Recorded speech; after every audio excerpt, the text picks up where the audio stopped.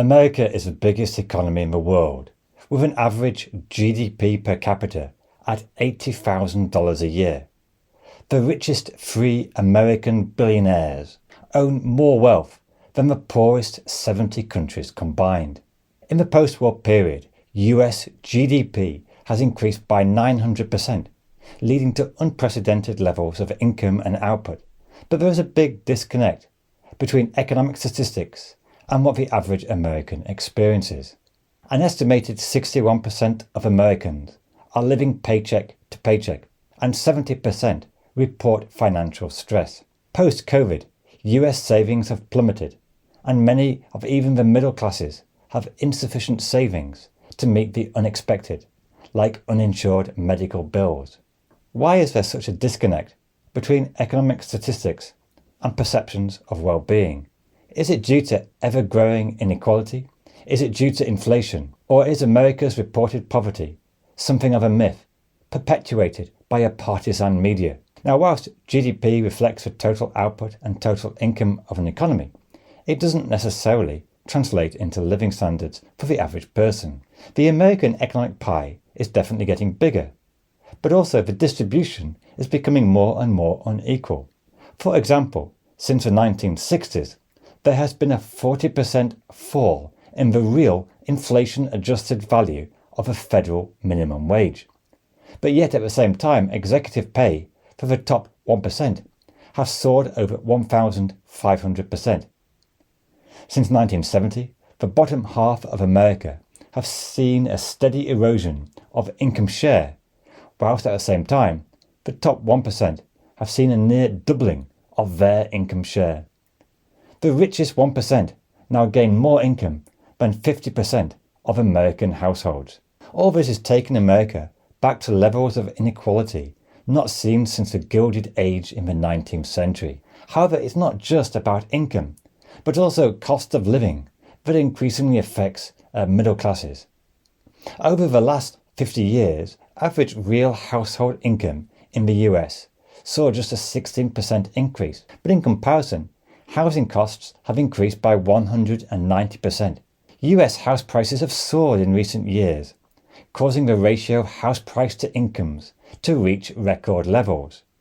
House prices have become so unaffordable, there has been a surge in demand for renting, pushing up renting costs. Even if incomes rise, people feel worse off because such a big chunk of their income goes on basic living expenses. And this rise in house prices has created a nation of winners and losers. Property owners have benefited from rising wealth, whilst the younger generation have been squeezed out. In 2020, the bottom 50% decile of American households had 0.2% of the nation's wealth, whilst the top 1% had more than a third. Now, whilst America has relatively lower taxes than comparable developed nations, it also has the highest healthcare costs in the developed world. American healthcare costs have doubled in the past 15 years to over $12,000 per year. The American system is one of the most expensive in the world, and ironically for the richest country in the world, it is by far the leading country for bankruptcies due to healthcare costs. Now, in recent years, these cost of living pressures have been exacerbated by an unexpected surge in inflation. The recent inflation caused by a combination of COVID constraints, economic stimulus, and rising oil prices have particularly affected the struggling middle classes, with inflation often rising much faster than wages. And it's particularly hit visible items like food and drink. And even though inflation in the US has fallen during 2023, perceptions of inflation have yet to catch up. Also, another interesting fact is that despite all the cost of living pressures in America, the US economy is still significantly outperforming the European Union and the United Kingdom economy. Despite boasting strong economic growth, a near miraculous fall in the inflation rate, and record levels of employment, Americans also at the same time have near record levels of pessimism about the state of the economy. Assessment about personal finances are relatively stable, but increasingly people have negative perceptions about the rest of the economy. Paul Krugman in the New York Times made the observation that it is similar to perceptions of violent crime. Between 1990 and 2023, violent crime in the US fell 50%. But fear of crime remained pretty much the same. Despite falling crime levels, people who fear there is more crime in the US has actually doubled since 2002. In the past year, 74% of Americans stated that inflation had gone in the wrong direction. But inflation data tells us the opposite. What explains this paradox? Well, just last month I was in New York, where I was able to eat out at a variety of diners. Firstly, I was shocked at the size of portions in America, but I was even more shocked at how expensive it was to eat out. It seemed to be at least 50 to 100% more expensive than my previous visit. Inflation was a topic of conversation like never before.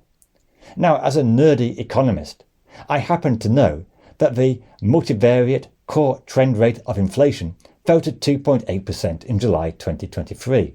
But even that knowledge doesn't compensate for the fact that food is really expensive.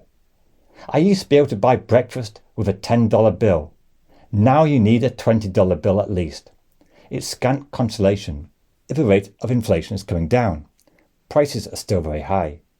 Next time I visit America, I might well take my own muesli in my suitcase. Now, economists often measure inflation from the past 12 months, but there's no guarantee that consumers will make the same comparison. The inflation shock of 2021 to 22 still reverberates because so many households are squeezed by the cost of living.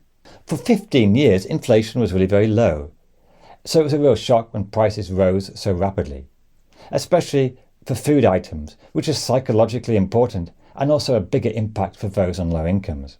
Nevertheless, perceptions of inflation are worse than, say, in the early 1980s under Ronald Reagan, when inflation was higher.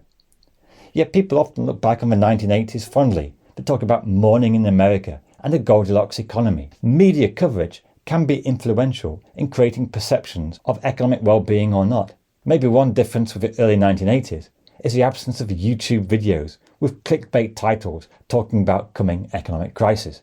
And of course, being America, perceptions of the economy do divide on partisan lines, with Republican voters currently more pessimistic than Democrat voters. Now, although it is important not to place too much importance on GDP, it is not without some value. Living standards are much better than they were, say, 100 years ago, and a large degree of this is due to, say, higher GDP. One of the great success stories of recent years is the decline in levels of global poverty, and economic growth is an important factor behind this. Higher GDP does have correlations with better education, better healthcare, improved life expectancy, and higher personal happiness. But the interesting thing is that this correlation is definitely breaking down in the example of America. One of the most shocking things is that despite ever higher levels of GDP, life expectancy in America is falling, and in rural and poor areas it's falling even faster. The US is one of the first advanced developed nations to see a decline in life expectancy, and it shows that there's no guarantee that higher GDP and economic growth will lead to better quality of life. And this is the real challenge for rich countries like America. How do societies actually increase living standards, well-being and healthy life expectancy, and not just focus on the treadmill of higher economic growth, which increasingly benefits just a small share of the population? This video is about America, but it could easily be about other advanced industrial nations. If you found this video useful, do subscribe. There'll be lots more great videos like this coming soon.